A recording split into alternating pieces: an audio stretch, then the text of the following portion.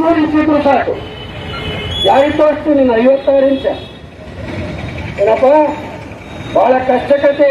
ನರೇಂದ್ರ ಮೋದಿ ಅವರೇ, ಮೊನ್ನೆ ಇಲ್ಲಿ ಒಂದು ರೈತ ಒಕ್ಕೂಟ ಹುಟ್ಟಿಗೆ ಅಂತ ಬಿಜೆಪಿ ಅಂಗದ ಒಂದು ರೈತ ಒಕ್ಕೂಟ, ಅದು ಮೊನ್ನೆ ನೀರಿನ ಸಲುವಾಗಿ ಏನ್ ಚಳವಳಿ ಹೋಗವನು ಮಾಜಿ ಎಮ್ಮೆಲ್ಎಗಳು ಮನೆಯಾಗಿರೋ ದುಡ್ಡು ತೆಗೆದು ತೆಗೆದು ತೆಗೆದು ತೆಗೆದು ಚಳವಳಿ ಮಾಡಿದ್ರು. ಮೊನ್ನೆ ಶಾಲ್ ತಂದಕ್ಕೆ ಬಂದ್ರು. ಅವರು ರೈತ ಚಳವಳಿ ಮಾಡ್ಬೇಕಾದ್ರೆ ಶಾಲ್ ಹಾಕೊಂಡ್ಬರ್ತಾರೆ, ಪಕ್ಷದ ಚುನಾವಣೆ ಪ್ರಚಾರಕ್ಕೆ ಬರ್ಬೇಕಾದ್ರೆ ಪಕ್ಷದ ಚಾಲಕ್ಕೆ ಬರ್ತಾರೆ. ಇನ್ನು ಮೇಲೆ ನೀವು ಹಸು ಚಾಲಕ್ಕೆ ಅಂತ ನಮ್ದು ಇರೋದಿಲ್ಲ. ನೀವು ಹಸು ಚಾಲಕ್ಕೆಂದೇ ಕೆಲಸ ಮಾಡಬೇಕು. ಇಲ್ಲ ಮತ್ತು ಪಕ್ಷ ಚಾಲಕ್ಕೆಂದ್ರೆ ಆ ಶಾಲೆನ ಕಸ್ಕೊಂಡ ಕೆಲಸ ಜಿಲ್ಲೆಯಿಂದ ನಾವು ಮಾಡಕ್ ತಯಾರು ಮಾಡ್ತೀವಿ. ಆಚೆಗಲ್ಲ ಕೂಸುವಲ್ಲಿ ಕೆಲಸ ಮಾಡಕ್ಕೆ.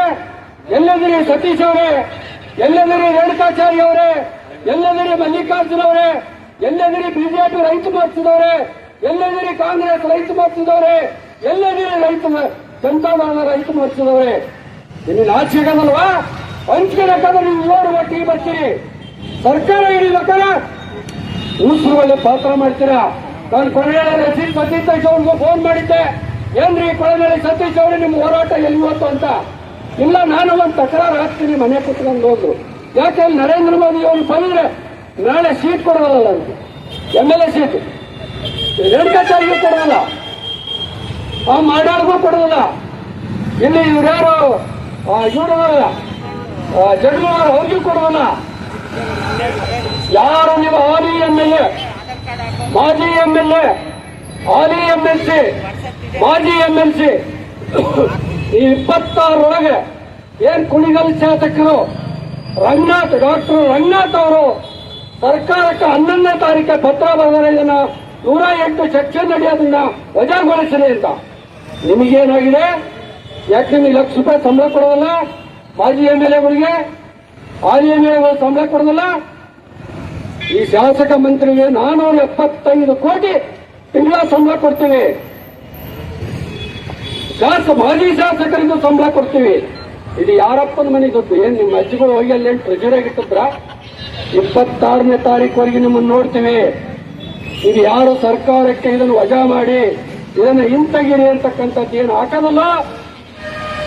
ಯಾರ್ಯಾಗಿರ್ಲಿ ಅವರು, ಯಾವುದೇ ಶಾಸಕ ಮಂತ್ರಿ ಆಗಿರಲಿ, ಅವ್ರು ಎಷ್ಟೇ ಪ್ರಮಾಣಿಗಳಾಗಿರಲಿ, 26ನೇ ತಾರೀಕು ನಂತರ ಮತ್ತೊಂದು ಸಭೆ ಕರಿತೀವಿ, ಪತ್ರಿಕಾಗೋಷ್ಠಿ ಮಾಡ್ತೀವಿ, ಇಲ್ಲಿಂದಲೇ ತಯಾರು ಮಾಡ್ತೀವಿ ಕಪ್ಪು ಬಾಟ ಪ್ರದರ್ಶನ ಮಾಡಲಿಕ್ಕೆ. ಯಾವುದೇ MLA ಇರ್ಬೋದು, ಅವರು ಹರಿಹರ ಇರ್ಬೋದು, ದಾವಣಗೆರೆ ಇರ್ಬೋದು, ಹೊನ್ನಾಳಿ ಇರ್ಬೋದು. ಹೊನ್ನಾಳಿ ಕುಟಗ ಮಾಡಿಸ್ತೀವಿ, ಹರಿಹರದಾಗ ಕುಟಗ ಮಾಡಿಸ್ತೀವಿ, ದಾವಣಗೆರೆ ನಾವು ಇಲ್ಲೇ ಮಾಡ್ತೀವಿ. ದಾವಣಗೆರೆ ಬೇರೆ ಬಂದು ಮಾಡೋದು ಕಷ್ಟ ಇಲ್ಲಿ. ಯಾಕಂದ್ರೆ ಅವರು ಯಾವ್ದಾರ ಕಾನೂನು ಇದ್ರೆ ನಮ್ಮನ್ನು ಜೈಲಿಗೆ ಕಳಿಸ್ತೀವಿ. ನೋಡೋಣ ತಾಕತ್ತಿದ್ರೆ ಯಾವ್ದಾರ ಕಾನೂನನ್ನ ಪೊಲೀಸ್ನವ್ರಿಗೆ ಈಗ ಹೇಳ್ಕೊಂಡು, ನಿಮ್ಮ ವಕೀಲರಿಗೆ ಈಗಲೇ ಹೇಳ್ಕೊಂಡು ಇವ್ರನ್ನ ಜೈಲಿಗೆ ಕಳಿಸ್ಬಿಡೋದು. ನಾವು ಜೈಲಿಗೆ ಹೋಗೋದು ಸುಂದರವಲ್ಲ. ಜೈಲಿನಾಗ ಚಳವಳಿ ಮಾಡಿರ್ತಕ್ಕಂಥ ಉದಾಹರಣೆಗಳು ಸಾಕಷ್ಟು ಅದಾವೆ. ಏನು ಎಷ್ಟು ಲಕ್ಷ ಜನ ತುಂಬೋದು ನೀವು ಜೈಲಿಗೆ? ಆ ಜೈಲಿಗೆ ನೀವು ತುಂಬಿದ ಮೇಲೆ ರೈತ ಸಂಘ ಹುಟ್ಟಿತ್ತು 1983ರಲ್ಲಿ. ನೀವೇನು ಶಿವಮೊಗ್ಗ ಏನು ಕಬ್ಬು ಬೆಳೆಗಾರ ಸಂಘದವ್ರನ್ನ ಎಲ್ಲ ಸೇರಿಸಿ ಇಡೀ ರಾಜ್ಯದವ್ರನ್ನೇನು ಬಳ್ಳಾರಿ ಜೈಲು, ಬೆಳಗಾಂ ಜೈಲು ನೀವೇನು ತುಂಬಿದ್ರು, ಆ ತುಂಬಿದ ಕಾರಣವಾಗಿ ರೈತ ಸಂಘ ಹುಟ್ಟಿಗೆನ್ನದ್ದು ನೀವು ಅರ್ಥ ಮಾಡ್ಕೋಬೇಕು. ಯಾಕೆ ಇವರು ಖಾಸಗೀಕರಣ ಮಾಡ್ತಾರೆ ಅಂದ್ರೆ,